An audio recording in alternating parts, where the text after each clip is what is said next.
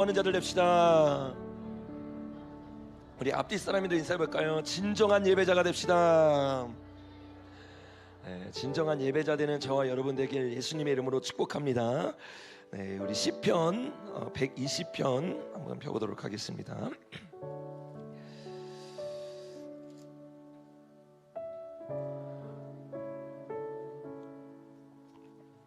찬양팀이 끝나고 나면 항상 이 앞줄에 앉으세요.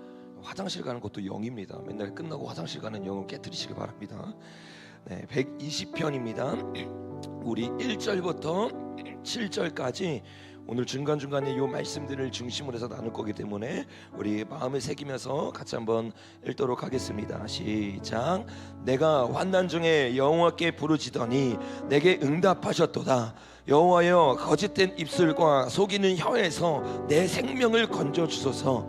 너 속이는 혀여, 무엇을 내게 주며 무엇을 내게 더할꼬. 장사의 날카로운 화살과 노뎀 나무의 숯불이리로다. 매색에 머물며 계달의 장막 중에 머무는 것이 내게 화로다. 내가 화평을 미워하는 자들과 함께 오래 거주하였도다. 나는 화평을 원할지라도 내가 말할 때에 그들은 싸우려 하는도다. 아멘. 오늘 이 말씀을 가지고 지금 일어나고 있는 일들과 또 하나님 얼굴 구하는 교회의 비전을 가지고 어떻게 기도해야 될지를 오늘 여러분과 함께 나눌 겁니다. 우리 마지막으로 한번 같이 다시 한번 인사해봤으면 좋겠어요. 이 마지막 때 하늘의 중보자들 됩시다. 하늘의 중보자들 되길 예수님 이름으로 축복합니다. 제 소리 조금만 줄여주십시오. 좀만 더 많이 줄여주십시오. 우리가 시편 120편부터 150편의 내용이 너무 중요한 내용이라고 했어요. 이 내용들이 우리가 지난주에 나눴던 것처럼 시와 찬송과 신령한 노래를 다윗의 장막이 가장 먼저 만들어졌을 때, 마지막 때 다윗 장막이 만들어지면서 늦은 비 성령이 일어나고 하나님의 예언의 영이 부어지는데, 사실 그 일이 가장 먼저 일어났던 게 구약 시대라고 했습니다. 그 펜 꺼주세요. 그래서 구약 시대 때는 어떤 일이 있느냐, 이 다윗 장막이 회복되고 주님 앞에 나아가기 시작하니까 실제적으로 그 다윗 장막 가운데 예언의 영이 부어져서 시편을 적었다고 우리가 지난 시간에 나눴어요. 그래서 1장부터 150장까지 있는 내용이 실제적으로 굉장히 구체적으로, 뭐 예를 들면 시편 83편의 내용이 지금 이스라엘에서 일어나고 있는 중동 예언에 대해서 너무 구체적으로 적혀 있죠. 그러니까 상상을 초월할 정도로 어떤 나라가 치고, 중동이 라고 그냥 얼버무려서 얘기하는 게 아니라 중동에서 어떤 나라가 이스라엘을 공격하고 또 중동에서 어떤 나라가 미국 편에 붙을 것까지도 아주 정확하게 적어놓은 것이 시편이에요. 근데 그들은 단순히 예언자가 아니었습니다. 그들은 주님 앞에 찬양하는 자였어요. 예배하는 자였어요. 그래서 마지막 때도 다윗 장막이 만들어지고 계시록 14장에서 우리가 계속 배웠던 것처럼 새 노래를 배우는 자들이 나옵니다. 근데 그 자들의 특징이 있어요. 노래와 기도는요 항상 같이 갑니다. 그래서 여러분이 아주 심플하게 저 찬양이 진짜 찬양이냐 가짜 찬양이냐 어떻게 하면 되냐면, 그 찬양팀이 찬양할 때 기도가 나오는지를 보면 돼요. 기도로 열심히 훈련되지 않은 인도자가 인도하기 시작하잖아요. 그러면 기도의 영이 안 흐릅니다. 그리고 실제로 듣기 좋은 소리는 될 수 있고 그냥 들으면서 내가 입 뻐끔뻐끔거리면서 찬양을 할 수 있는데 기도가 안 터져요. 그래서 저는 우리 찬양팀한테 늘 말하는 게, 기도가 터지는 찬양으로 들어가야 된다. 영이 흘러가기 시작하고 성령님의 인도함 가운데 음성이 들려줘야 되는데, 소리는 있는데 성령의 음성이 소멸된 찬양팀이 너무나 많은 거야. 그러니까 그런 찬양팀은 어떻게 되냐, 소리 조금만 더 줄여주십시오. 찬양을 하는데 기도의 영이 없기 때문에 예언의 영이 움직이지 않습니다. 근데 이 기도의 영이 있는 찬양의 특징이 있어요. 그 특징은 뭐냐면, 우리가 계속 나눴던 것처럼 이사갈 자손이 기도하는 자손이었어요. 주님 앞에 기도하고 주님 앞에 나아가기 시작하니까 실제로 어떻게 돼요? 시세를 분별합니까? 분별하지 못합니까? 분별해요. 그래서 여러분, 펜 끈 거 맞아요? 펜을 끄라고요. 저기서 제가 알려드렸잖아요, 승현이한테. 네. 펜이 안 꺼졌어요. 펜이라고 적은 걸 끄시라고 저기서. 네. 네. 일단 알려줘도 뭐 하겠는지 몰라. 자, 시편에 있는 이 말씀이 그래서 너무 중요하다. 여기까지 여러분 이해되셨죠? 자, 그 말씀을 가지고 기억하세요. 여러분, 제가 한 3번은 말했잖아, 그렇지? 기억하셔가지고 이 설교 전에 그거 꺼주셔야 돼. 여기 엄청 시끄러워요. 안 그러면. 그래서 제가 설교에 집중할 수 있도록 영상팀은 좀 이렇게 제가 주문한 것들을 잘 해주시면 좋겠습니다. 자, 여러분 여기까지 시편이 왜 중요한지 이해하셨죠? 그래서 요 시편이 이해가 되고 기도하기 시작하면 그 기도 가운데 시세가 분별돼요. 그러니까 지금 마지막 때 교회는요, 여러분 당연히 시세에 있어서 누구보다 밝아야 됩니다. 왜? 여러분 시세를 주관하는 분은 누구세요? 하나님일 줄로 믿습니다. 하나님이 시세를 주관하기 때문에 하나님을 알고 하나님의 영과 하나 된 자, 이 하나 된 자는 당연히 하나님의 뜻을 깨닫기 시작하고 시세를 분별하고 무엇을 위해 기도했는지 알게 됩니다. 그래서 어떤 상황이 일어났을 때 다니엘은 일일비 했습니까? 안 했습니까? 안 했어요. 나라가 다니엘 있을 때 3번이나 무너졌습니다. 실제적으로 무너졌어요. 왕이 계속 바뀌어요. 이런 바뀌는 상황 가운데도 다니엘은 당황하지 않아요. 왜? 이미 알고 있었어요. 어떻게 세상이 흘러가고 있는지, 그리고 이 세상 가운데 우리가 반응하지 않아서 회개하지 않으면 하나님의 뜻이 그대로 회개하지 않는 자에게 임한다는 걸요, 다니엘은 정확하게 알고 있었어요. 그래서 모든 선지자들도요, 날마다 뭘 하냐? 회개를 외칩니다.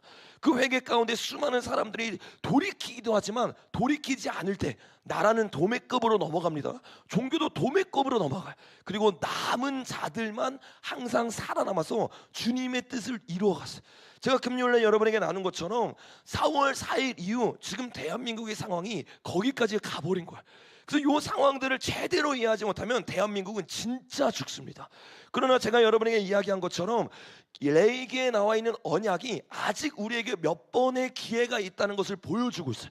7배씩 더해지면서 진노가 더해지는데 지금 2번의 7번의 진노가 우리에게 부어진 거예요.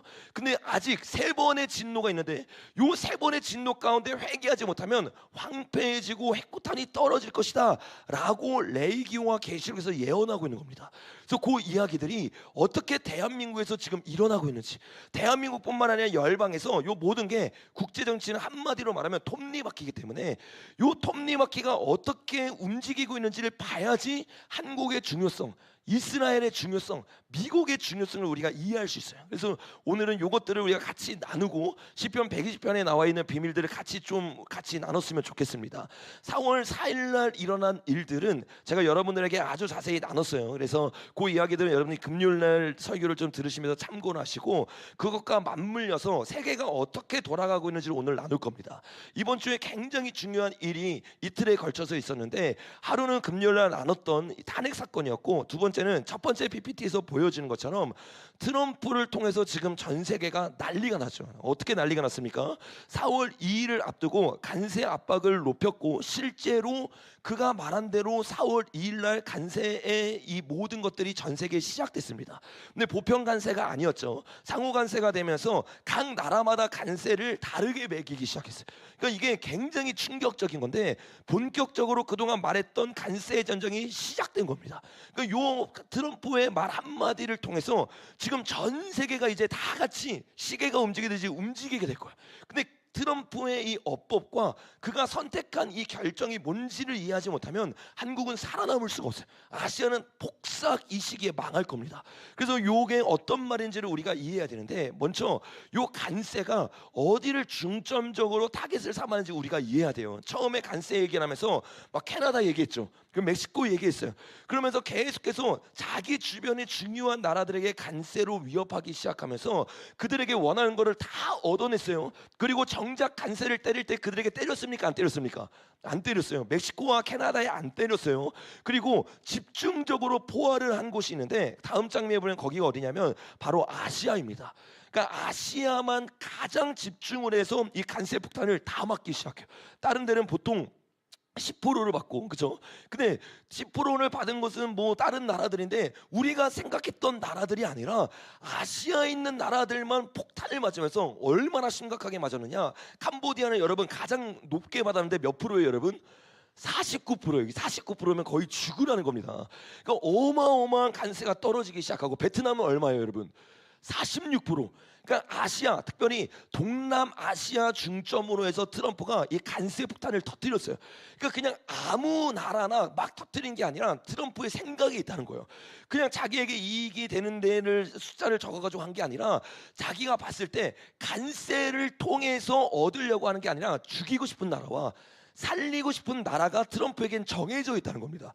그걸 이해하고 관세를 봐야 지금 세계에서 일어나고 있는 일들을 이해할 수 있는데, 캄보디아와 베트남, 그리고 여기 자세히 안 보이지만 태국은 몇 프로라고 말하고 있어요? 36%, 대만은 32%, 인도는 26%. 딱 이 나라들을 보면 이제 이해가 돼야 돼. 이 나라들이 다 어떤 나라예요, 여러분? 중국이랑 붙어 있는 나라들이란 말이에요.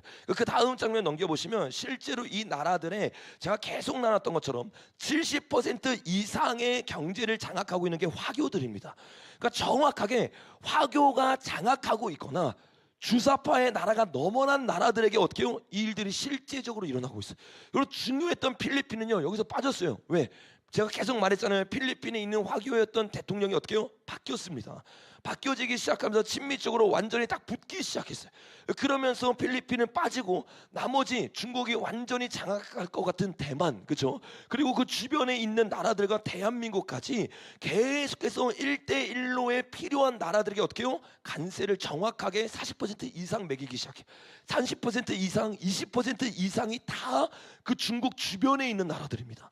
그러니까 지금 트럼프의 계획은 뭐냐? 처음 초창기부터 지금까지 트럼프는 오직 중국만 바라보고 있어요. 중국을 무너뜨리려고 하고 중국을 밟기 위해서 모든 전략을 싸서 나아가고 있어요. 특별히 캄보디아가 1위라고 말했잖아요. 그럴 수밖에 없는 이유가 뭐냐? 다음 장면에 넘겨보면 캄보디아는 태국과 필리핀만 그랬던 것이 아니라 훨씬 더 오래전에 화교에 넘어간 나라입니다. 언제부터 넘어갔냐면 여기 기사를 보면 1960년대 때부터 넘어갔다고 말하고 있어요. 그러니까 굉장히 몇십 년 전, 70년 전부터 캄보디아는 완전히 중국계 됐어요. 60년 전에 화교가 70%를 장악했으니까 지금은 뭐 말할 필요도 없죠. 그 나라를 통해서 중국에 어떻게 해요? 모든 수출할 수 있는 공장들을 다 세워놨단 말이에요. 그러니까 베트남이 세게 맞은 이유도 있어요. 왜? 중국이 거기 뭘 세워놔요, 여러분? 공장을 세워놨단 말이에요. 자기가 할 수 있는 모든 수출할 수 있는 공장들을 세워놨기 때문에 그 곳을 때리면서 중국을 완전히 망하게 하려는 것이 바로 누구의 계획이에요, 여러분? 트럼프의 계획이에요. 그러니까 이 트럼프의 계획은 계속 아주 초창기부터 계속됐는데, 다음 장면에 넘겨보면 그린란드와 파나마도 마찬가지죠. 여기를 공격할 때 모든 기사들이 뭐라고 말하고 있어요? 그 뒤엔 누가 있대요, 여러분? 중국이 있어요. 그 중국을 잡기 위해서 그린란드를 때린 거고 파나마를 때린 거고 지금 동남아시아도 때리고 있는 거야. 그래서 실제로 다음 장면에 보니까 트럼프가 직접 중국이 가장 중요한 운하 두 곳의 입구를 통제하고 있다. 그 중국 회사들이다. 너네 이 중국 회사들에게 철회하고 우리 미국 회사에게 팔지 않으면 나 너에게 관세 때릴 거야. 멕시코와 파나마를 말하기 시작하니까 그들이 깨갱하고 다 미국에게 팔기 시작하는 거야. 고인이 계속 지나면서 4월 2일 날 본격적으로 전 세계를 대상으로 친중하는 국가들 내가 다 죽여버릴 거야를 선언한 게 관세 전쟁이란 말이에요. 그래서 다음 장면에 넘겨보면 한국무역협회에서 이런 그 전망을 냈어요. 어떤 전망을 냈냐면 중국 공급망을 정면적으로 공격하여서 전략적 봉쇄를 하고 있는 거다. 처음에는 제가 말한 것처럼 미국이라는 나라를 먼저 살리는 게 중요하니까 중국이 공격하고 있던 캐나다와 멕시코를 잡음으로 미국의 영토를 안전하게 하고, 그렇죠? 그리고 두 번째 뭐 하고 있는 거예요? 반대로 중국을 봉쇄하기 위해서 관세를 통해서 중국 주변에 있는 나라들을 다 죽여서 미국 기업이 뭐 하려고 하는 거예요? 잡아 먹으려고 하는 거야. 그래서 다 중국이 아니라 미국을 통해서 그 나라들이 살아서 미국의 말을 듣게 하려는 것이 트럼프의 계획이라는 거야. 근데 이 계획을요, 아시아에 있는 사람들이 못 읽습니다. 그래서 어떻게 하냐면 기분 나빠해. 그래서 다음 장면 보니까 어떻게 하냐면 트럼프의 관세 포탄이 떨어지니까 벌써 한 3일, 4일 정도 지났죠. 아시아 지역 국가들이 어디로 기울기 시작해요, 여러분? 친중을 하기 시작하는 거예요. 당장 보이는 돈만 보기 시작하면서 미국 너네 이렇게 나와? 그럼 너를 고립시키고 우리 다 중국 편에 붙을 거야 라고 지금 동남아시아에 있는 나라들이 다 말하기 시작해요. 왜? 그들은 뼛속부터 중국 돈을 받아먹었어요. 학교들이 있고 정치인들이 다 중국 편, 미국 편이 아니라 중국 편이란 말이에요. 그러니까 그들이 다 같이 말을 내기 시작하는데 아직 중국하게 완벽하게 넘어가지 않은 대한민국이 여기 막 휘둘리기 시작하는 거야. 그러면서 어떻게 해요? 탄핵까지 맞물려서 일어났어요. 이제 190석이 되는 민주당이 좌지우지한단 말이에요. 그들은 뭐 하려고 해요? 기업을 해체하려고 한단 말이에요. 그들은 중국에 붙으려고 한단 말이에요. 그러니까 이런 여론을 통해서 사람들을 세뇌시키고 중국 편에 붙기 시작하는 순간 대한민국이 완전히 박살나요. 사람들은 지금 일어나는 일을 보면서 지금 여론들도 그래요. 트럼프가 미쳤구나. 드디어 트럼프가 완전히 이제 자기 멋대로 하는구나. 우리도 중국과 뭐 일본과 동남아시아가 뭉쳐서 미국에게 본때를 보여줘야 된다. 이게 여러분 대부분의 여론이에요. 그 우리가 미국이 망할 거라는 잘못된 생각 가운데 중국에게 붙잖아요. 그때부터 다음 장면에 넘겨보면 중국과 예수의 전쟁 가운데 예수에게 붙었기 때문에 그 나라들은요 완전히 다 망합니다. 그냥 하는 말 아니에요. 실제로 망합니다. 요거에 대한 구체적인 예언이 있어요. 어떤 예언이냐? 제가 계속 여러분에게 얘기했던 것처럼 이 기근의 때가 예수와 트럼프의 어떤 전쟁이라고 했어요, 여러분? 화폐 전쟁이라고 했죠. 이 화폐 전쟁 가운데 중국 편에 확실히 붙는 이 나라들이 이제 이란이 될 거예요. 중동 지역들이 될 거고, 이 미국 편에 확실하게 붙는 나라들이 어떤 나라라고 했어요, 여러분? 이스라엘이라고 했어요. 이스라엘. 그러니까 이스라엘이 미국 편에 대해서 이 화폐 전쟁을 하는데, 요 화폐 전쟁이 끝나는 시즌쯤이 언제 시즌이냐? 네 번째 인이 떼지는 시즌이거든요. 근데 그 네 번째 인이 떼지는 시즌을 가장 자세하게 설명한 것이 에스겔 38장입니다. 근데 38장에 보니까 요런 이야기가 있어요. 다음 장면 보니까 우리 같이 한번 읽어보겠습니다. 시작. 여러 날 후 곧 말년에 내가 명령을 받고 그 땅 곧 오래 황폐하였던 이스라엘 산에 이르리니 그 땅 백성은 칼을 벗어나서 여러 나라에서 모여 들어오며 이방에서 나와 다 평안히 거주하는 중이라라고 말하고 있잖아요. 그러니까 네 번째 인이 떼지기 전에 이스라엘은 멸망하는 게 아니라 다 평안히 거하기 시작하는데, 중요한 거는 이 평안이 어떤 평안이냐? 자, 우리 다시 한번 그 뒷부터 읽어보겠습니다. 시작. 말하기를 내가 평안의 고을로 올라가리라. 성벽도 없고 문이나 빗장도 없어도 염려 없이 다 평안히 거주하는 백성에게 나아가서 물건을 겁탈하며 노력하리라 하고, 내가 손을 들어 지금 사람이 거주하는 땅과 여러 나라에서 모여 짐승과 재물을 얻고 세상 중앙에 거주하는 백성을 치고자 할 때, 이게 굉장히 중요한 거예요. 결국에 이 경제 위기 가운데, 전쟁 가운데 누가 이기냐면 이스라엘에게 붙어있는 나라들이 이깁니다. 그래서 이 나라들이 어떤 상황이냐면 지금 세상의 모든 물질이 이스라엘을 중심으로 통하기 시작해. 그래서 이스라엘이 어떤 상황이 됐어요? 세상의 끝이 아니라 세상의 중앙이 되어버렸습니다. 미국이, 트럼프가 계속하고 있는 게 뭐냐면 미국을 살려서 그 미국을 살린 핵심 기지들을 다 어디에 놓을 거예요, 여러분? 이스라엘에 놓기 시작하는 거예요. 그래서 가자지구와 서한지구를 장악해서 그곳 가운데 트럼프가 개발하기 시작하고, 거기 가운데 엄청난 경제적인 성장이 일어날 것이라고 성경이 정확하게 예언하고 있는 거야. 근데 요거를 보고 또 하나 우리가 알 수 있는 게 있어요. 그게 뭐냐? 이 경제 화폐 전쟁 가운데 미국과 이스라엘 편에 안 서 있던 사람들이 지면서 나라가 완전히 망하기 직전까지 가는 거야. 그래서 그 상황 가운데 그들이 두 손 들고 항복을 하냐? 항복하는 게 아니라 우리 화폐 전쟁에서 졌어? 그러면 실제적인 전쟁을 일으켜서 다 뺏어오자, 이런 생각을 하기 시작하는 거야. 그게 지금 에스겔 38장에 정확하게 나와 있는 겁니다. 여기에 핵심이 되는 게 이란이 되고, 이란과 러시아와 중국이 하나가 돼서 미국과 이스라엘을 치게 될 것이다 라고 제가 계속해서 이야기를 했어요. 근데 이게 이제 우리 그 앞으로 온 거예요. 그래서 경제 전쟁이 실제적으로 시작됐고, 이 전쟁 가운데 지금은 트럼프가 살짝 위험한 것처럼 보이기 때문에 수많은 사람들이 중국 편에 붙으면 이 전쟁 가운데 모든 은행은 다 박살납니다. 모든 돈은 다 박살납니다. 그냥 박살나만 나는 게 아니에요. 중국 편에 붙었기 때문에 경제가 박살나면서 거기에 뭐가 들어와요? CBDC가 들어오는 거예요. 그래서 나라의 모든 경제와 나라의 모든 간섭 체계가 중국 손에 들어가서 중국 나라가 아예 되어버린 겁니다. 근데 문제는 뭐냐? 중국 편이 되는 순간 이 전쟁이 어떻게 끝난다고 했어요, 여러분? 다음 장면 넘겨보면 방금 나눴던 에스겔 38장의 마지막 절이에요. 거기 보니까 뭐라고 말하냐면 이 전쟁 가운데 중국과 이란과 러시아는 완전히 폭망할 거라고 성경에 예언되어 있습니다. 뭐라고 예언되어 있냐면 불과 유황으로 그와 그 모든 무리와 그와 함께 있는 많은 백성에게 비를 내리듯 하리라. 소돔과 고모라가 멸망한 것처럼 실제적으로 불과 유황, 이게 뭐예요? 핵폭탄이란 말이에요. 이 폭탄이 터지기 시작하면서 사람이 죽는데, 이 전쟁과 똑같은 시간대가 계시록 9장의 시간대라고 했죠. 그래서 그 계시록 9장의 시간대를 보면 뭐라고 말하고 있어요? 이 세 가지 재앙, 곧 자기들의 입에서 나오는 불과 연기와 유황으로 말미암아 사람의 몇 분의 몇이 죽는데, 여러분 3분의 1이 죽어요. 그러니까 지금 일어나고 있는 이 경제 전쟁이 결국에는 트럼프가 이기면서 트럼프에게 진 나라들이 열받아서 실제적인 전쟁까지 이어집니다. 이 전쟁은 여러분 앞으로 10년 안에 일어날 거예요. 만약에 지금 일어나고 있는 일들이 성경에서 말하고 있는 순서가 맞다면 이 전쟁은 10년 안에 일어날 수밖에 없습니다. 이런 일들이 실제적으로 일어나서 전 인구의 3분의 1이 그 3분의 1이 여러 군데서 죽는 게 아니라 트럼프와 싸우고 있는 그 나라들을 핵심적으로 죽는다고 했어요. 그러니까 어떻게 돼요? 중국은 여러분 앞으로 황폐해야 됩니다. 땅이 완전히 황폐해야 되는 거예요. 근데 우리나라가 그 전에 중국 편에 붙잖아요. 이재명이 대통령에서 이 일이 일어나잖아요. 그럼 대한민국도요 같이 황폐해야 됩니다. 이거는 성경이 정확하게 예언하고 있는 거예요.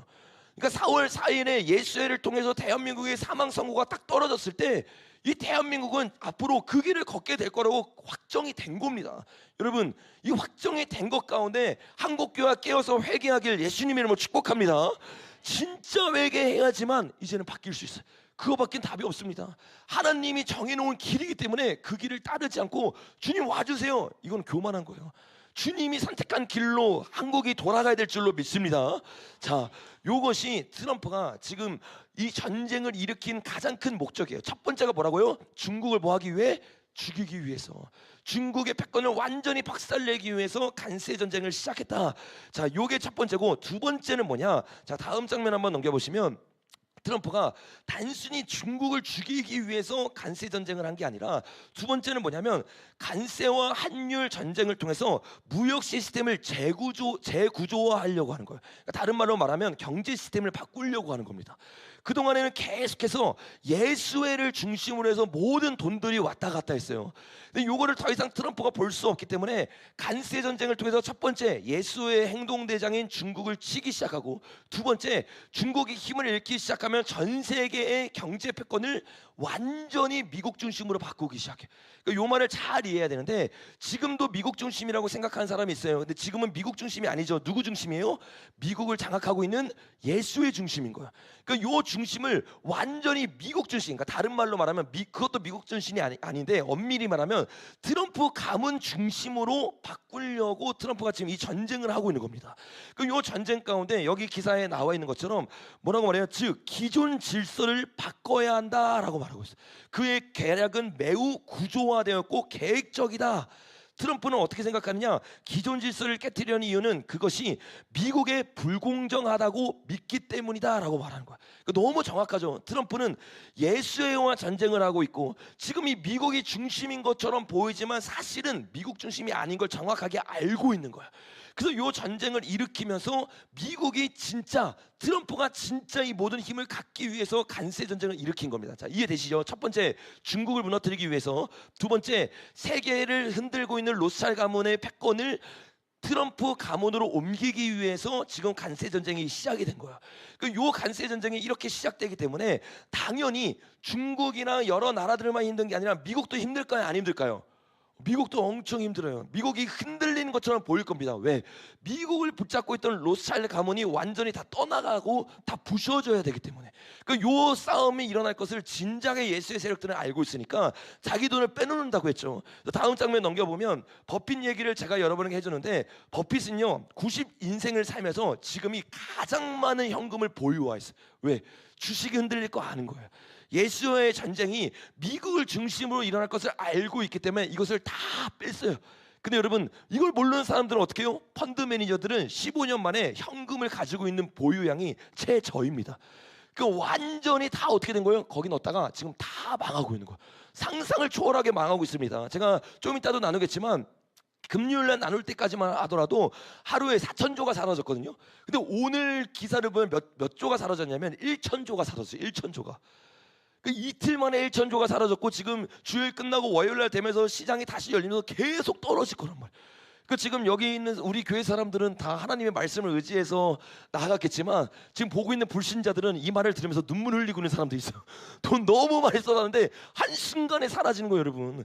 돈이요, 여러분, 이 돈을 절대로 의지하면 안 돼요. 돈은요 종이 조각이 되는 거예요. 한순간입니다. 우리가 의지할 분은 오직 예수 그리스도일 줄로 믿습니다. 그 여러분 예수 그리스도를 의지하지 않는 수많은 사람들이 이 흐름에 넘어가서 돈을 지금 다 잃고 있어요.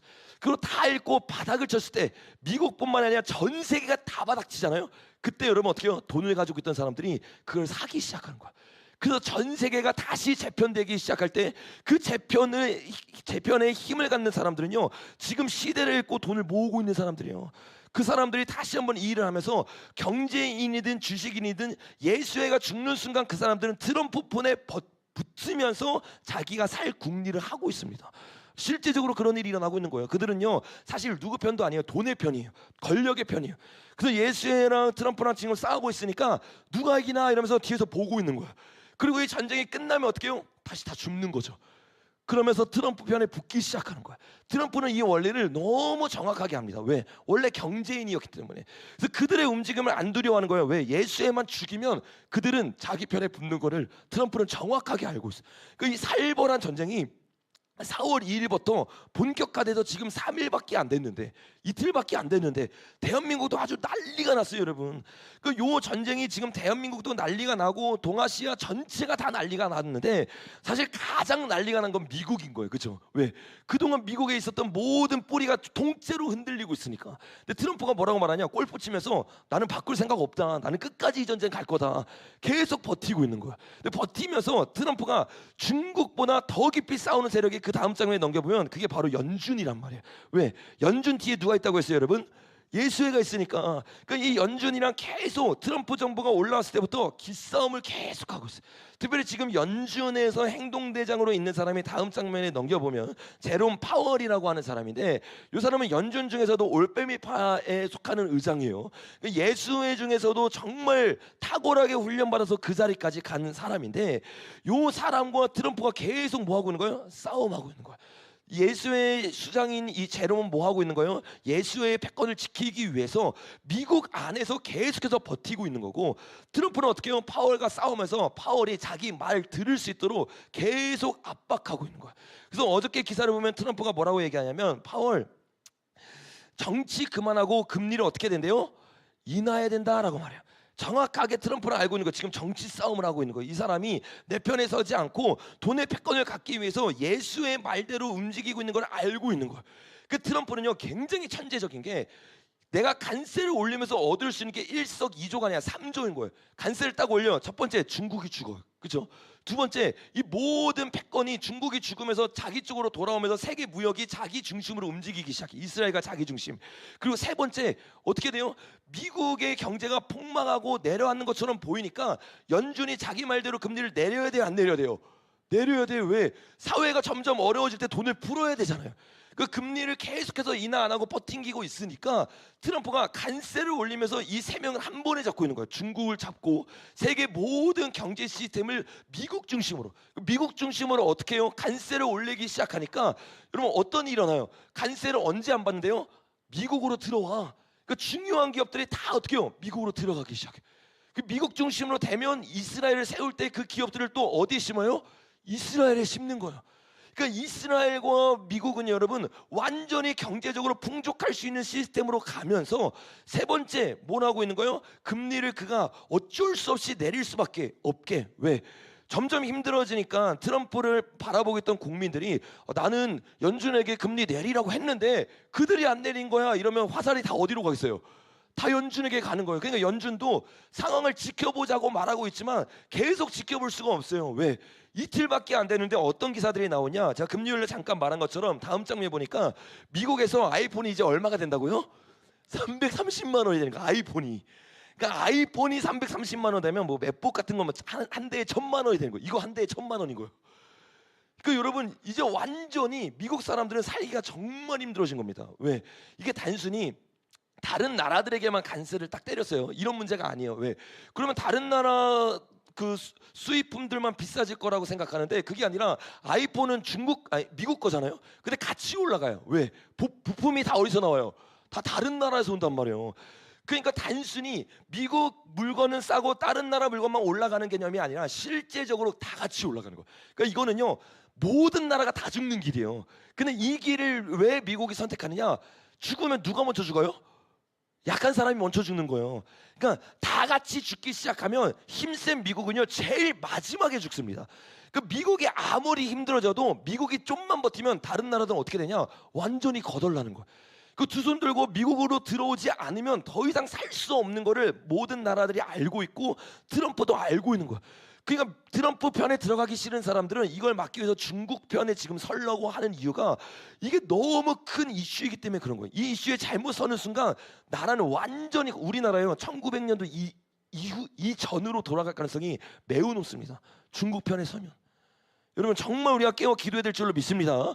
이 300만 원으로 아이폰만 올라가는 게 아니라 다음 장에 보면 제가 말한 것처럼 1조 달러가 증발하기 시작해.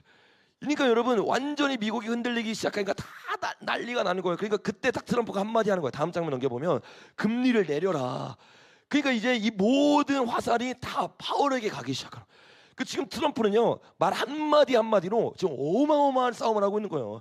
이 싸움으로 지금 전세가 계속 돌아가고 있는 거예요. 여기에 줄 한번 딱 잘못 서는 순간 우리나라 완전히 핵폭탄 떨어지는 거예요. 근데 금리를 내리라는데 파월이 내릴까요 안 내릴까요? 계속 안 내리다가 진짜 어려워지면 어쩔 수 없이 내리기 시작해. 내리면서 어떤 일이 일어나는 거예요? 달러의 힘이 약해지기 시작해요. 이 달러의 힘이 그동안은 가장 강했습니다. 근데 트럼프의 목적은요 딱 한 가지예요. 달러를 흔드는 거예요. 미국의 새로운 경제 시스템을 만드는 거예요. 그래서 제가 계속 말한 것처럼 이 경제 시스템이 만들어지면서 미국이 무너지는 것처럼 보이고 전 세계가 휘청휘청 걸리면서 유대인들이 다 어디로 간다고요 여러분? 이스라엘로 알리하기 시작해. 하나님의 뜻이 실제로 일어나는 거예요. 여러분 지금 일어난 일로 근심 걱정하는 게 아니라 하나님의 뜻이 일어남을 보면서 하나님의 살아계심을 우리가 찬양해야 될 줄로 믿습니다. 그 모든 계획이 사실 그 일을 통해서 일어나고 있는 거예요. 그래서 우리가 지금 이 시즌 가운데 한국은 그러면 어떻게 선택하고 어떻게 나아가야 되느냐? 당연히 어디 편에 붙어야 돼요 여러분? 이스라엘, 미국 편에 붙어야 된단 말이에요. 근데 이거를 이해하지 못하는 거예요. 그러니까 당장 눈앞에 보이는 다음 장면에 보니까 베트남에 우리나라 공장도 엄청 많아요. 왜? 중국 노선을 따랐던 공장들이 중국과 다 함께 어디에 공장을 세워요? 베트남에 공장을 세워요. 46%가 되니까 일단 삼성은 여러분 거의 이제 완전 초비상이 걸린 거죠. 그러니까 이런 나라들이 이제 정해야 돼. 중국 쪽으로 갈 거냐? 아니면 미국 쪽으로 갈 거냐? 이 관세 전쟁으로 인해서 진짜 더 정확하게 이제 편이 나눠질 겁니다. 그래서 우리나라 기업 중에서도 완전히 중국 쪽에 들어가는 데가 있을 거고 완전히 미국 쪽으로 들어가는 데가 있어요. 여러분 그래서 계속해서 기사가 나오는 게 다음 장면에 보니까 우리나라 기업들은 어떻게 되냐? 한국을 떠나는 게 살 길이라고 생각하고 떠나고 있어요. 중국으로 가든지 아니면 현대차는 어디로 갔어요 여러분? 미국으로 갔어요. 근데 여러분 앞으로 기업들이 더 떠날까요 안 떠날까요? 무조건 떠납니다. 왜? 우리나라 지금 누가 정치를 잡았어요? 이재명이 잡았어요. 기업을 해체하는 쪽이 잡았어요. 그리고 뭐라고 말해요? 기업에 보완된 모든 비밀을 어떻게 하래요? 법정에서 요구하면 다 드러내야 돼요. 그런 나라에서 누가 기업을 합니까? 그 이재명이 되면서 이게 우리가 완전히 이재명이 아니라 민주당이 힘을 잡으면서 완전히 악재 중에 악재가 되어버린 거야. 이런 악재가 되면서 어떻게 되냐? 다음 장면에 보니까 그들이 트럼프 관세 때문이라도 또 한국의 강성 노조 이게 빨갱이 때문이라도 또 민주당 때문에 요 세 개의 이유 때문에 어떻게 해요? 계속해서 기업이 빠져나가요. 기업이 빠져나가면 우리나라 돈이 사라집니다. 돈만 사라지는 게 아니라 기업이 빠져나가면 일자리가 있어요 없어요? 없어요.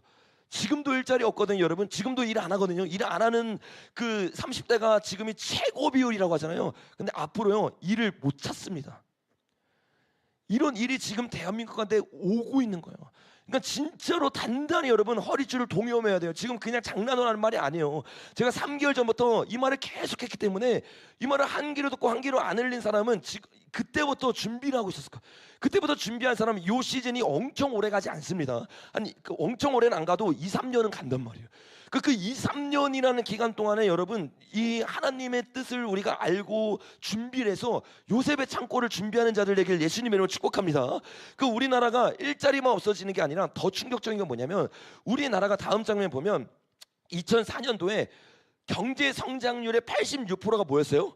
수출이에요. 우리나라는 수출로 먹고 사는 나라입니다.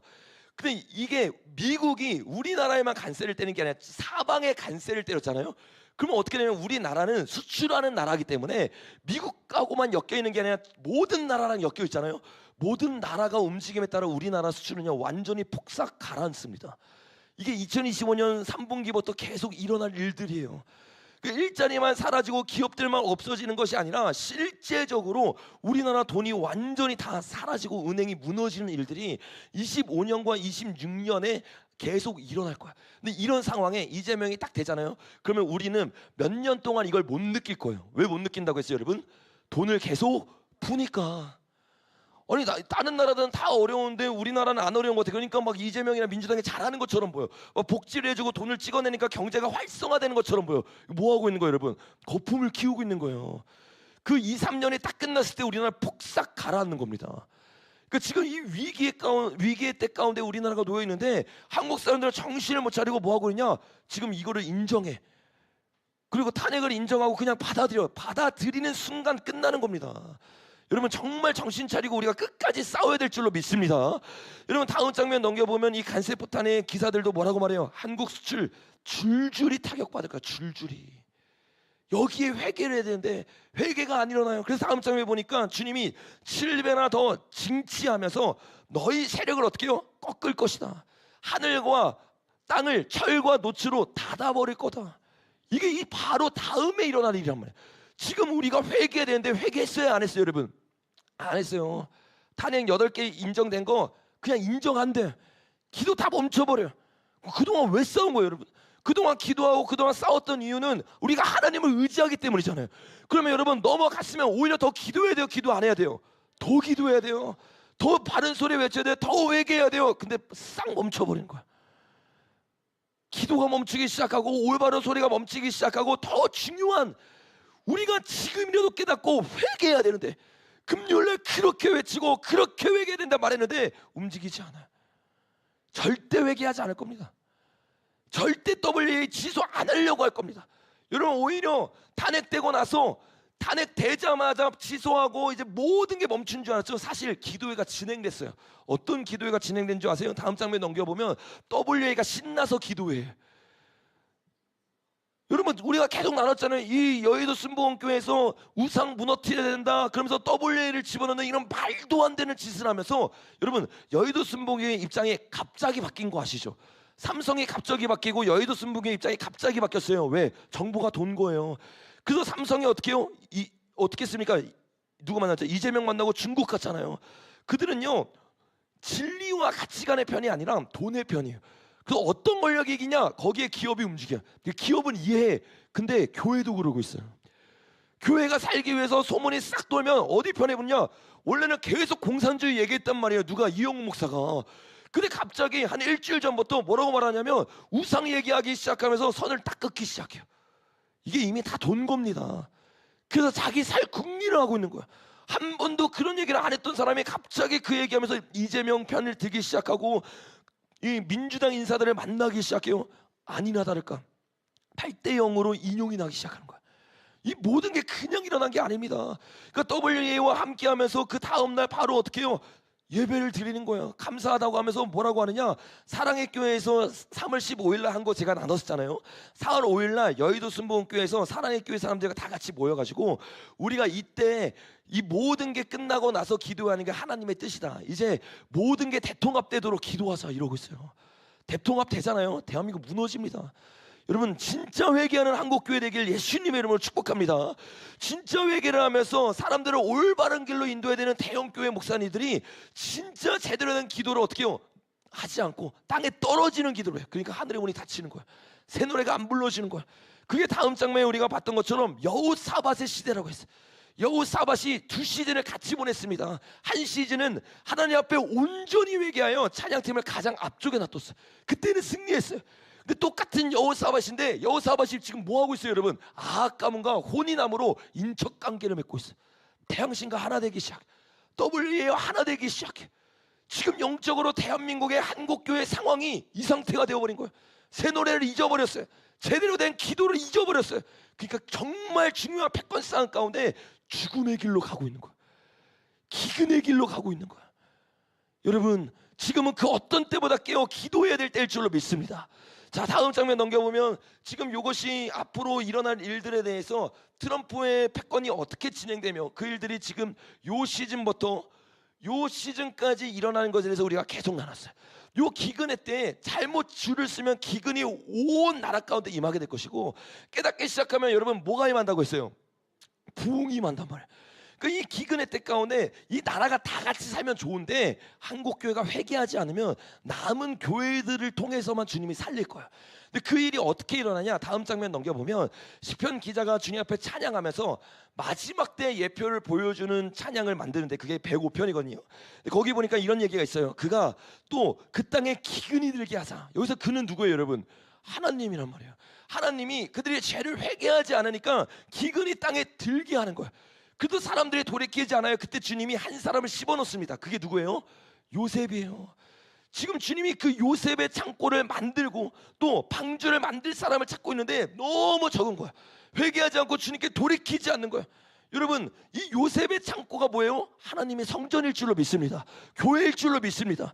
진짜 교회가 세워질 때 요셉의 창고를 통해 진짜 승리가 임하기 시작하는 거예요. 요 요셉의 창고, 성전, 요게 어떻게 만들어지냐를 우리가 오늘 읽었던 본문에 자세히 나와 있어요. 시편 120편 여러분 한번 펴보실래요? 120편 보면 150편까지 아주 구체적으로 이것에 대해서 실제적으로 예언을 합니다. 제가 오늘 이건 다 나눌 수 없습니다. 근데 잠깐 150편으로 먼저 넘어가 보시면 150편은 하나님의 천년 왕국이 임하여서 그 천년 왕국 가운데 찬양하는 장면이에요. 그러니까 완전한 승리를 하는 거죠. 그게 150편의 마무리란 말이에요. 그래서 여기 보면 그의 성소에서 하나님을 찬양하며 그의 권능의 군창에서 그를 찬양할지어다 하면서 모든 전쟁에서 승리함을 보여주고 있습니다. 근데 여러분, 천년 왕국이 승리하기 바로 직전에 어떤 일이 있어요? 아마겟돈 전쟁이 있단 말이에요. 그 아마겟돈 전쟁에 대한 이야기가 149편이거든요. 지난 시간에 나눴던 것처럼 여기 보니까 이렇게 이야기하죠. 우리 1절부터 읽어볼까요? 시작. 할렐루야, 새 노래로 여호와께 노래하며 성도의 모임 가운데서 찬양할지어다. 진짜 성도들이, 하기오스들이 모였어요. 그 모여가지고 그들이 뭐 하기 시작하느냐? 자, 6절부터 한번 읽어보겠습니다. 5절부터 시작. 성도들은 영광 중에 즐거워하며 그들의 침상에서 기쁨으로 노래할지어다. 그들의 입에는 하나님에 대한 찬양이 있고 그들의 손에는 두 날 가진 칼이 있도다. 이것으로 문 나라에 보수하며 민족들을 벌하며 그들의 왕들을 사슬로 그들의 개인들을 철고랑으로 결박하고 기록한 판결대로 그에게 시행할지로다. 이런 영광은 그의 모든 성도에게 있도다. 할렐루야. 여러분 아멘이십니까? 하나님을 의지하기 시작하니까 천년 왕국이 일어나기 바로 직전의 전쟁 가운데 이들이 어떻게 해요? 승리해요. 이들의 특징이 뭐예요? 입에 찬양이 있어요. 하나님의 말씀을 가지고 있어요. 그리고 그것을 가지고 철장으로 모든 만국을 결박할 예수 그리스도의 권능을 가지고 같이 승리하게 되는 거예요. 여러분, 이들의 특징이 뭔지 아세요? 하늘에서 예수님과 함께 내려옵니다. 왜? 그 이전에 뭐 했기 때문에?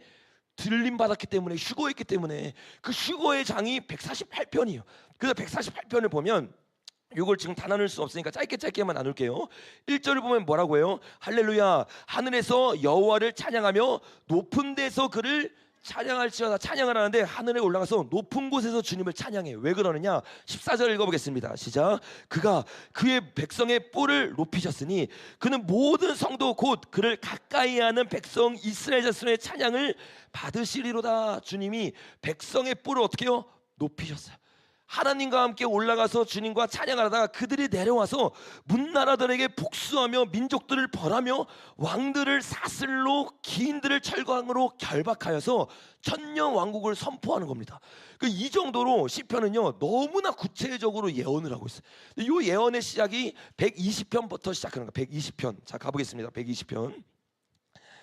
120편에 넘어가면 이 새로운 노래가 불려짐에 대해서 이야기하는데 주제가 바뀌어요. 소제목 보니까 주제가 뭐예요, 여러분? 성전에 올라가는 노래. 이 올라가가 알리야라고 했잖아요. 그러니까 하나님의 백성들이 본격적으로 알리야는 시즌, 그 시즌이 기근의 때란 말이에요.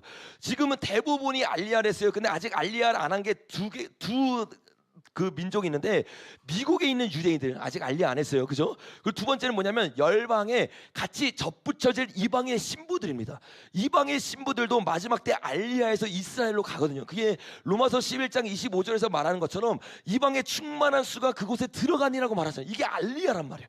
그러니까 이제 이 두 민족이 알리야를 하면 성전이 완성되는데 아직 완성이 안 됐습니다. 그래서 완성의 시기를 알리는 게, 시작을 알리는 게 120편이에요.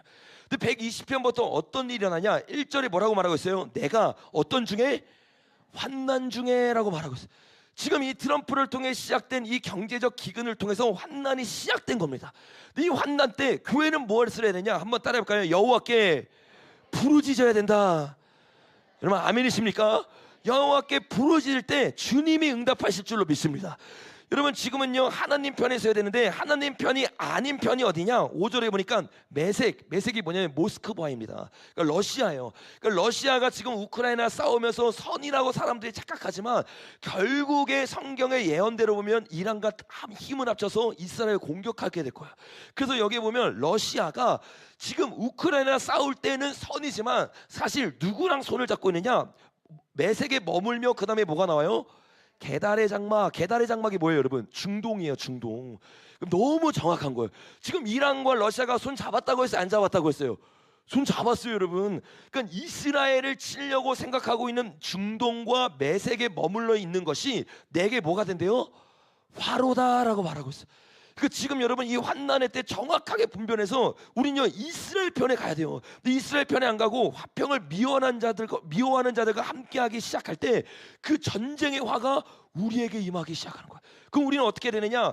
121편 1편 읽어보겠습니다. 시작. 내가 산을 향하여 눈을 들리라. 나의 도움이 어디서 올까? 나의 도움은 천지를 지으신 누구에게 온다고 여러분?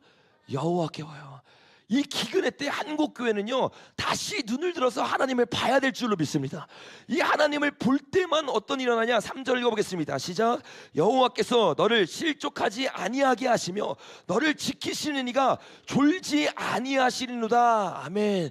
너를 지키시는 이가 절대로 존대요 졸지 않는데요? 안 졸아요. 근데 우리가 졸지 않는 하나님 편에 들어가기 위해서는 누구와 함께 되냐? 4절 시작. 이스라엘을 지키시는 이는 졸지도 아니하시고 주무시지도 아니하시리로다. 누구와 함께 한대요 여러분? 이스라엘과 함께 하는 거예요. 그래서 낮에와 밤의 달도 우리를 해치 못하게 하기 위해서는 우리가 이스라엘 편에 서야 돼요. 그 이스라엘 편에 섰을 때 주님이 7절에 이렇게 약속합니다. 읽어보겠습니다. 시작. 여호와께서 너를 지켜 모든 환난을 면하게 하시며 또 내 영혼을 지키시리로다. 여호와께서 너의 출입을 지금부터 영원까지 지키시리로다. 아멘.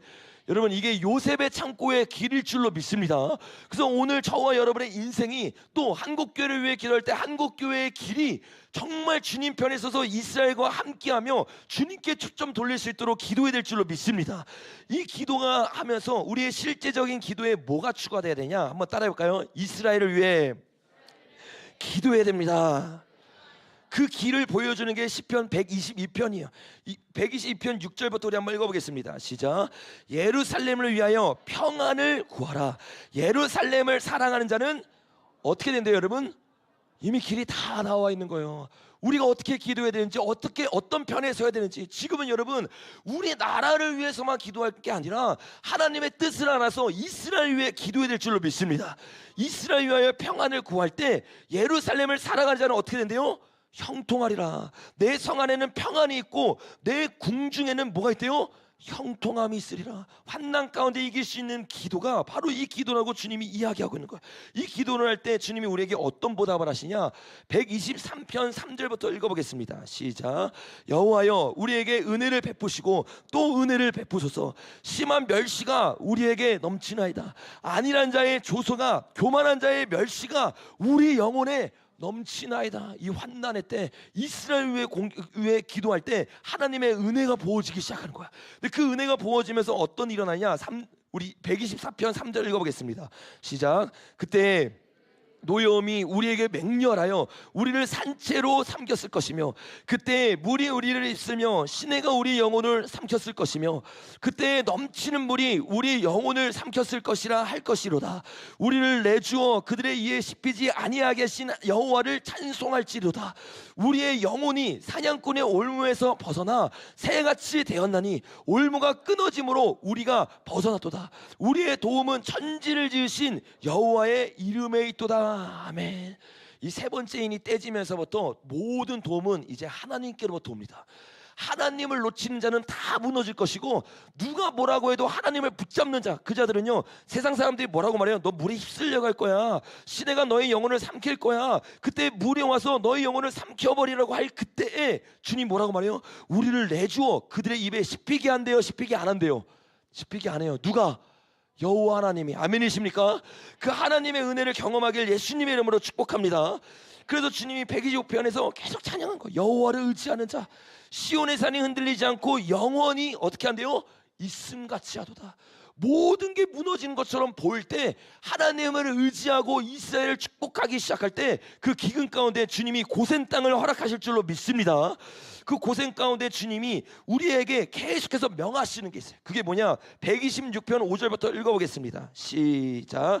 눈물을 흘리며 씨를 뿌리는 자는 기쁨으로 거두리로다. 울며 씨를 뿌리러 나가는 자는 반드시 기쁨으로 그 곡식단을 가지고 돌아오리라. 아멘이십니까?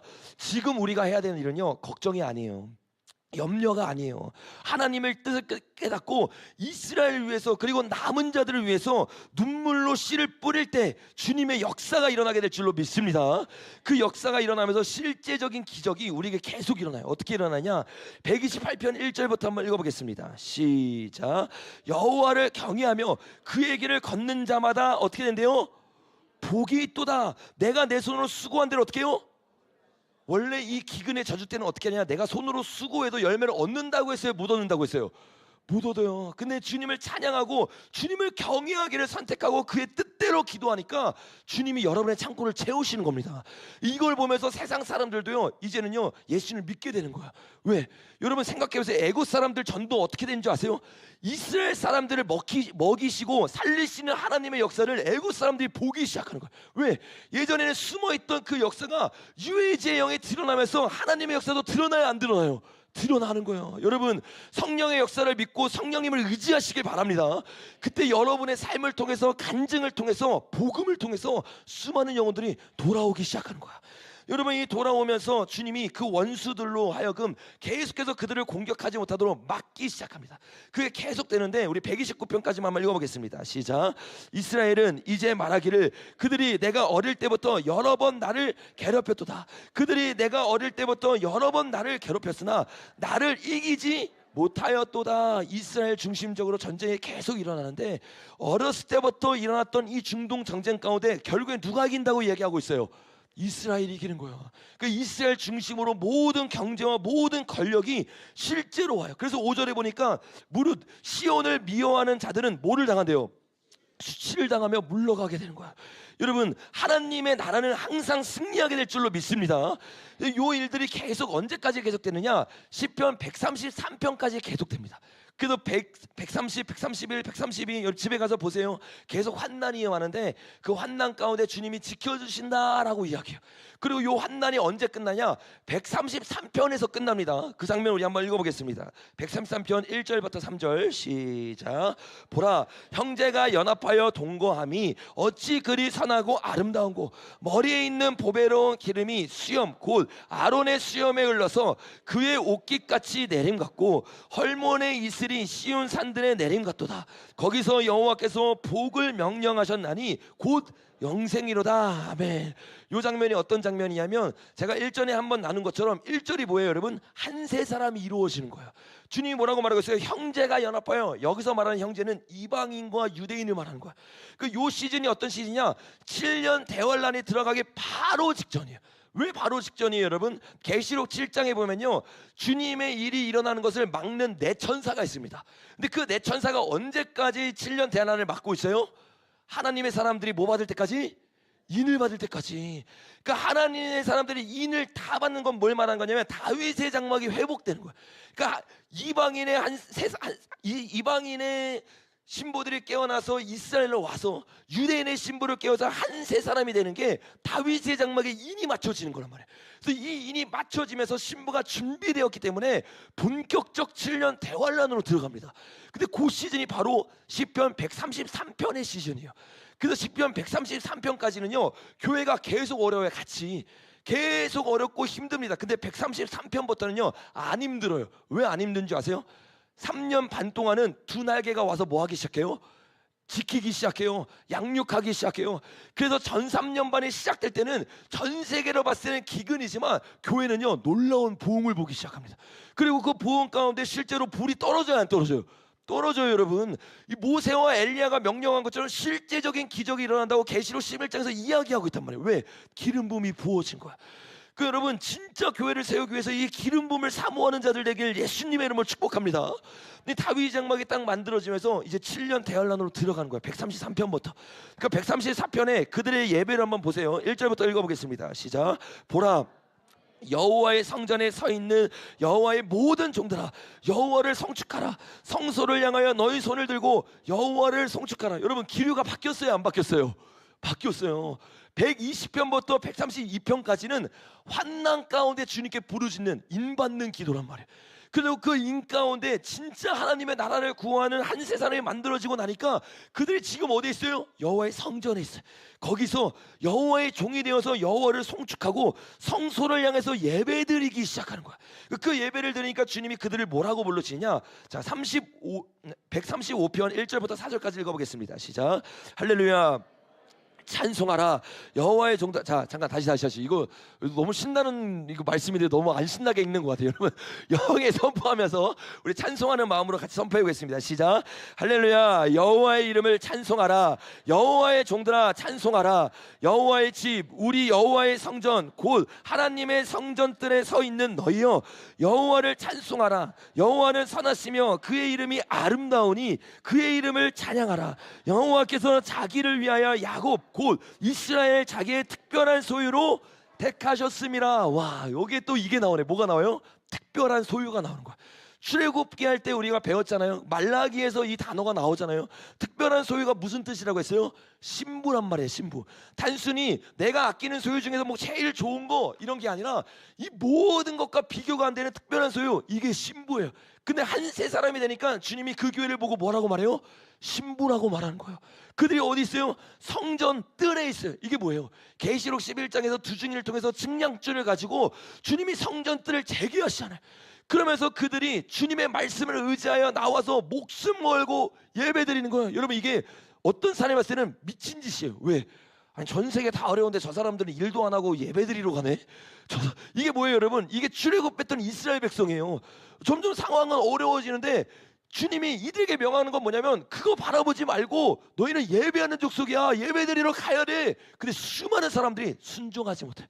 380명처럼 500명이 주님의 놀라운 기적을 봤는데 예배를 포기해. 왜? 기근이니까, 어려우니까. 하나님의 말씀이 오히려 더 사라지기 시작해. 여러분, 지금은 하나님의 말씀이 사라지는 시즌이 아니라 더 붙잡아야 되는 시즌일 줄로 믿습니다. 지금 이 시즌을 잘 준비한 사람은 133편과 144편과 135편의 시즌으로 들어가 주님이 신부라고 부르기 시작하는 거예요. 여러분, 그거를 갈망하시길 바랍니다. 여러분, 한번 따라해볼까요? 주님, 내가 신부 되길 원합니다. 여러분, 아멘이십니까? 이 신부가 되기 시작할 때 이 신부들이 이제 계속 주님 앞에, 이때부터는 계속 찬양해. 언제까지? 후 3년반이 되기 전까지. 그래서 이 시간이 없어서 제가 좀 띄엄띄엄 읽을게요. 제 설교 좀 길다고 해서 오늘 좀 빨리 끝내려고요. 그래서 10분만 더 하면 빨리 끝낼 수 있을 것 같아요. 그래서 136편 보니까 여러분 1절이 뭐라고 말하고 있어요? 여호와께 뭐 하래요? 감사하라. 왜? 광야인데 도저히 살 수 없는데, 내 힘으로 나아갈 수 없는데, 여러분 생각해 보세요. 이스라엘 백성들이 강야에서 40년 동안 주님을 만나면 감사하겠어요, 안 하겠어요?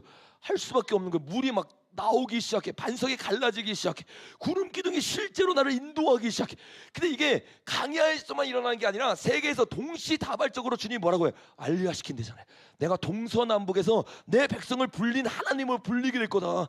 이 사람들이 여러분, 중국에서, 여러분 이거 보셔야 돼요. 중국에서 도저히 희망이 없을 것 같은 중국 지하교회 있죠.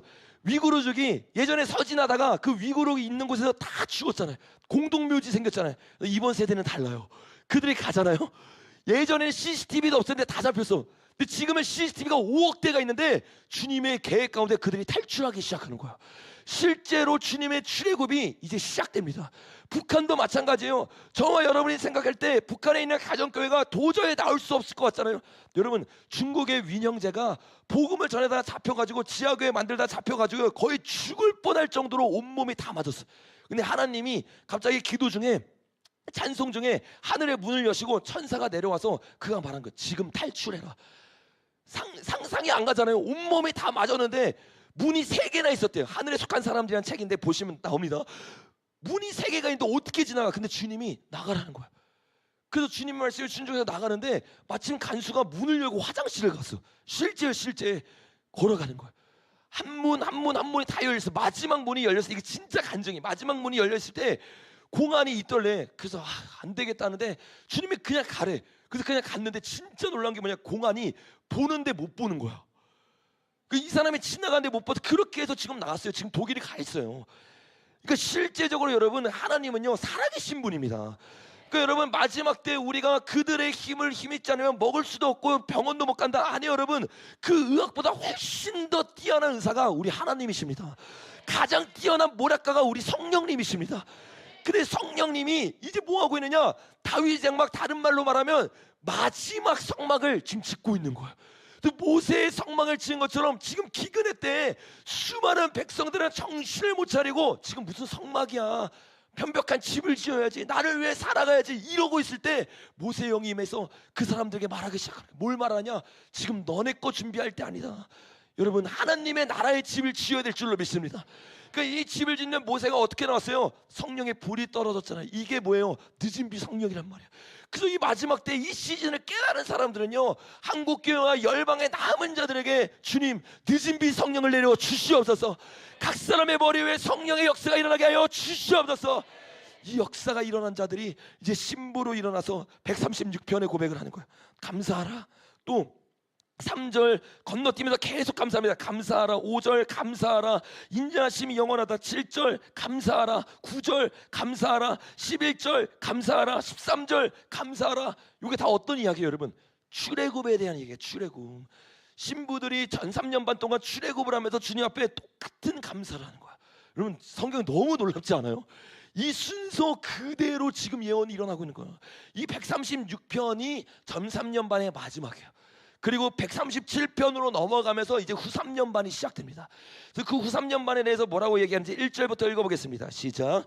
우리가 바벨론의 여러 강변 거기에 앉아서 시온을 기억하며 울었도다. 이게 뭐예요? 남유다가 무너지고 포로로 잡혀가잖아요. 그리고 적그리스의 통치가 시작되잖아요. 그때 그들이 그발 강가에 앉아서 어떻게 해요? 예루살렘을 기억하면서 울기 시작하는 거예요. 왜? 전 3년 반이 끝나고 성전은 성전이 돼요, 안 돼요? 안 돼요. 멸망에 가증한 것이 서기 시작하는 거예요. 하나님의 영광이 사라지고 두 증인이 죽기 시작하고 순교의 일이 막 일어나기 시작해. 그리고 순교에 가당하지 않은 사람은 포로처럼요 이리저리 막 가 있는 거야. 그 사람들이 이제 포기하고 타협하는 게 아니라 끝까지 뭐 하고 있어요? 기도하고 있어요. 여러분, 옆에 있는 사람 인사해 봅시다. 우리 끝까지 기도하는 자들 됩시다. 여러분, 하나님의 나라가 임하도록 후 3년 반에 중보하는 자들 되길 예수님의 이름으로 축복합니다. 그래서 138편 7절에 가니까 이렇게 말해요. 시작. 내가 환난 중에 다닐지라도 주께서 나를 살아나게 하시고 주의 손을 펴사 내 원수들의 분노를 막으시며 주의 오른손이 나를 구원하시로다. 와, 여러분, 또 기류가 바뀐 게 느껴져요, 안 느껴져요? 느껴져요. 다시 환난의 때로 들어가는 거야. 그래서 이 환난의 때 가운데, 이 환난은 지금 일어나고 있는 기근의 환난 이 정도가 아니에요. 지금은 CBDC가 만들어지는 환난이란 말이에요. 그 지금이, 여러분, 이 환난 때는요 그때가 그리웠다 이럴 거야.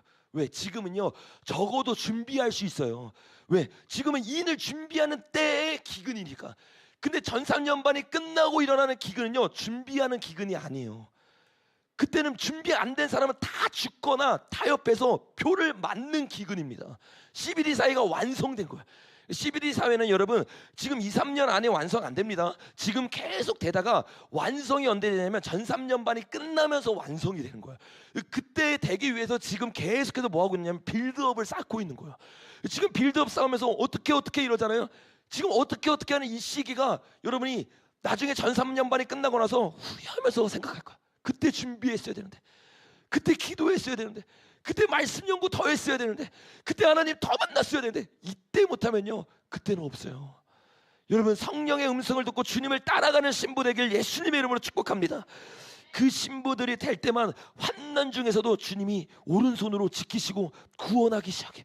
이 구원을 하면서 139편으로 가니까 주님이 이제는 광야, 진짜 광야, 진짜 광야, 빅브라더의 광야잖아. 그 가운데 주님이 앉고 일어서면 알기 시작해. 우리의 머리카락을 세기도 시작해. 그리고 나서 그가 뭐라고 고백하느냐? 139편 19편의 19절 읽어보겠습니다. 시작. 하나님이여 반드시 악인을 죽이시리로다. 피 흘리기를 즐기는 자들아 나를 떠날지어다. 그들이 주를 대적하여 악하게 말하며 주의 원수들이 주의 이름으로 헛되이 맹세하는도다. 하나님을 따라 고난을 자처하지 않는 사람들은 어떻게 돼요? 주의 이름을 헛되이 맹세하며 배도하기 시작해. 그리고 어떻게 해요? 그들과 함께하면서 피 흘리기를 좋아하기 시작해. 그 피가 뭐예요? 배도하지 않는 그리스도인의 피입니다. 수많은 피가 생기기 시작하고 죽기 시작해. 누구를 통해서? 종교인들이 앞장서서. 지금 WA 앞장서는 사람들 있잖아요. 이 사람들이 나중에 그냥 하는 말 아니에요. 우리 죽입니다. 실제로 죽이는, 이단 시비로 끝나는 이런 시대가 아니에요 여러분. 그 CBDC가 만들어지고 이단이 되면 중세 암흑 시대보다 끔찍한 방법으로 죽습니다. 실제로 우리를 죽이면서 그 피를 쏟는 거 얼마나 많이 쏟아졌냐면 몇천 년 동안 이 피가 안 채워져. 그래서 주님이 계시록 8장에서 때가 이르렀대요 안 이르렀대요? 아직 안 이르렀다. 아직 선지자의 피가 안 찼다. 몇천 년 동안 안 찼는데 3년 반 만에 그게 쫙 차버려요. 어마어마한 죽음이 일어난 거야. 성도의 권세가 완전히 깨어지는 거야. 지금 여러분 순교의 정신을 준비하지 않으면 절대로 신앙 못 지켜요. 여러분 진짜 목숨 걸고 예배드리길 예수님의 이름으로 축복합니다. 왜 목숨 걸고 예배드릴 수밖에 없느냐? 그들의 사악함이 140편에 보니까 이렇게 나와 있어요. 3절 읽어보겠습니다. 시작. 뱀같이 그 혀를 날카롭게 하니 그 입술 안에는 독사의 독이 있다. 그냥 뱀이 아니 큰 뱀이 이제는 드러내고 나오는 거야. 리워야단이 나와서 우리를 잡고 5절에 보니까 교만한 자가 나를 해하려고 올무줄을 넣고 길 곁에 그물을 쳐요. 이전과는 전혀 결이 다른 완전히 교회가 초점이 돼서 우리를 죽이는 거야. 예수 믿는다 하면 여러분 다 적혀지고, 지금 CBDC에 뭐 하고 있는 거냐면 CBDC의 빅데이터를 모으고 있는 겁니다. 이 빅데이터 가운데 우리가 예수 믿거나 예수 용품이나 예수에 관련된 돈을 쓴 게 찍혀 있잖아요. 그러면 그때 타겟 대상이 돼요. 그리고 찾아가서 물어봅니다. 예수 믿냐 안 믿냐? 어떤 예수를 믿냐? 그때는 예수가 두 개가 되거든요. 진짜 예수니까 적그리스도. 누구에게 경배하냐? 여러분 자녀 앞에 세워놓고 실제로 칼을 들이대고 총을 들이대고 그만할 거예요. 이게 그냥 우리나라 몇십 년 전에 4.3에서만 일어난 일이 아니에요 여러분. 여순 반란 사건에만 일어난 일이 아니에요. 그때보다 더 심각한 일이 우리 앞에 일어날 거예요. 그들 다 죽었어요. 동인이 이야기 우리 지난주 2부 예배 때 드렸잖아요. 주님을 찬양하면서 죽어요. 10대였어요 20대였어요 여러분 신앙생활은요 나이를 가려서 오지 않아요. 하나님의 심판은 나이를 가려서 오지 않아요. 나이가 어린데 준비 안 됐다 그럼 부인하는 거예요. 7살이야 8살이야 근데 준비 안 됐다 그럼 부인하는 거예요. 시험이 환난이 나이를 가려서 옵니까? 아니에요 여러분. 그러니까 지금 여러분 부모들은요 다음 세대 정말 잘 훈련시켜야 돼. 죽을 수 있을 만한 신앙으로 무장시켜야 된단 말이에요. 동인이는 송양호 목사님의 양육 가운데 그게 됐어요. 목숨을 걸었어요. 수많은 사람 앞에서 저들을 용서하라 그랬어요. 여러분 진짜 그 신앙으로 무장되는 자들 되길 예수님의 이름으로 축복합니다. 뱀처럼 그들이 직접 일어나서 그 일을 하기 시작할 때 하나님을 믿고 따르는 자들은요 하나님의 때가 가까이 오면 알고 이제 하늘에 올라가는 기도를 하기 시작해요. 그게 141편에 보니까 2절부터 이렇게 이야기하는 겁니다. 같이 읽어보겠습니다. 시작. 나의 기도가 주의 앞에 분향함과 같이 되며 나의 손드는 것이 저녁 제사같이 되게 하소서. 여호와여 내 입에 파수꾼을 세우시고 내 입술에 문을 지키소서. 내 마음이 악한 길에 기울어 죄악을 행하는 자들과 함께 악을 행하지 말게 하시며 그들의 진수성찬을 먹지 말게 하소서. 의인이 나를 칠지라도 은혜로 여기며 책망할지라도 머리에 기름같이 여겨서 내 머리가 이를 거절하지 아니할지라. 그들이 재난 중에도 내가 항상 기도하리로다. 계속 기도하는 거예요. 뭘 기도? 이게 주기도 모니랑 똑같은 거예요. 하나님의 영광을 구하고 주님의 나라를 구하면서 뭐 하기 시작하는 거예요? 시험 들지 않게 기도하는 거예요. 왜? 내 앞에 주님이 일용할 양식을 주님 보낸 걸 깨달아야 저 세상 바벨론 시티에 보이는 저 유혹이 눈에 안 들어오는 거예요. 근데 여러분 어떤 상황이에요? 내 자녀는 죽어가고 있어요. 굶고 있어요. 근데 타협하고 표만 받으면 살릴 수 있어. 그러니까 기도하는 거예요. 주님, 그들의 진수성찬을 먹지 말게 하십시오. 그 진수성찬이 뭐예요 여러분? 음녀의 재물이란 말이에요.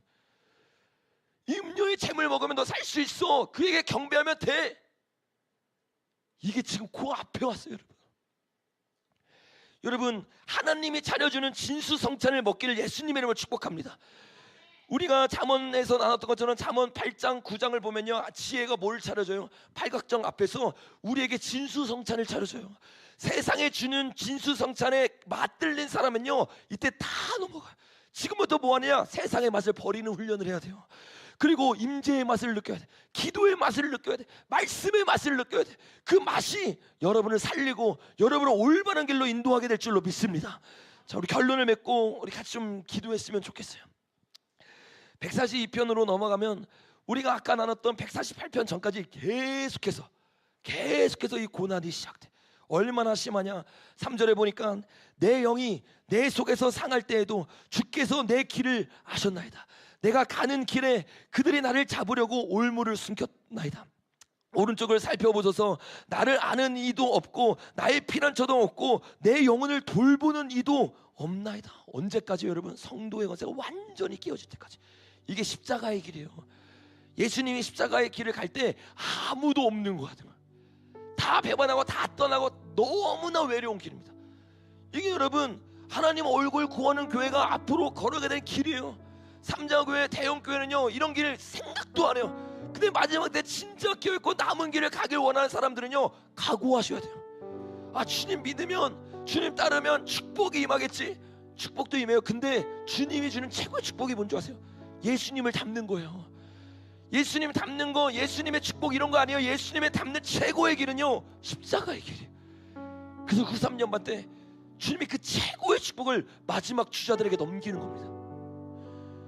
2000년 전에 일어났던 그 십자가의 사건을 그대로 재현할 사람, 성도의 권세가 완전히 깨어지고 심지어 아가서의 말씀처럼 주님의 임재가 안 느껴질 정도로 아무것도 안 느껴져. 그래도 그 길을 걸어가야 되는 거예요. 그 길을 따라가야 되는 거예요. 이거는요 주님을 평소에 만나지 않은 사람은요 못 따라가요. 임재의 느낌에서 따라가는 건 쉬워. 근데 임재가 없는데, 아무도 없는데 다 흩어져서 나 혼자 신앙생활 했는데 어떻게 될지 모를 때, 갈피를 잡지 못할 때 그 사람들은요 예전에 내가 만난 그 감을 따라가는 거야. 그래서 그때는 안 되는 거예요. 지금 그 감이 익혀져야 되는 거예요. 하나님을 따라가고 묵묵하게 눈을 감고도 한 발 한 발 선택을 예수님과 똑같이 할 수 있는, 주님의 고통을 느끼는 우리가 그토록 주님께 기도했던 주님의 심장을 느끼고 싶습니다. 주님의 눈물을 느끼고 싶습니다. 그 십자가를 경험하고 싶습니다. 은혜의 십자가가 아니라 고난의 십자가. 진짜 사순절 기간이 바로 이때예요. 완전히 죽어진, 가족들도 배반하는 시대. 심지어는 하나님의 임재도 느끼, 내가 찬양을 해도, 내가 말씀을 읽어도 아무것도 없는. 근데 그때 예수님은요 포기하지 않았어요. 왜? 만세전부터 함께 동행하고 또 그 동행한 하나님 안에 있는 영혼을 향한 그 마음을 알기 때문에 예수님의 3년 반 공생애처럼 후 3년 반이 진짜 공생애의 시작이에요. 진짜 성도들의 공생애, 십자가를 닮아가는, 여러분 그 영광을 꿈꾸는 자들 되길 예수님의 이름으로 축복합니다.